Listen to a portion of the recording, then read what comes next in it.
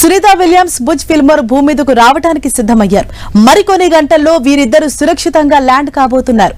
అయితే అసాధారణ వేగంతో భూమిపైకి దూసుకొచ్చి అంతరిక్ష నౌక వేగం కొన్ని క్షణాల్లోనే ఎలా తగ్గుతుంది?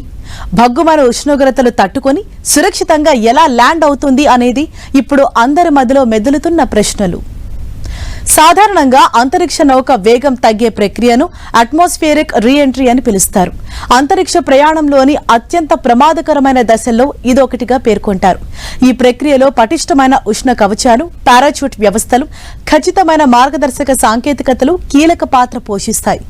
భూమి మీదకు తిరిగొస్తున్న స్పేస్ క్రాఫ్ట్ల వీడియోలు చూసినట్లయితే మండుతున్న ఒక అగ్నిగోళం భూమి మీదకు దూసుకొస్తుందా అన్నట్లు కనిపిస్తుంది.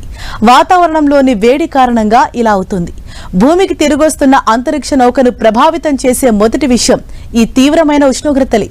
దీని నుంచి అంతరిక్ష నౌకను రక్షించడానికి ప్రత్యేకంగా ఉష్ణ కవచాలను రూపొందిస్తారు.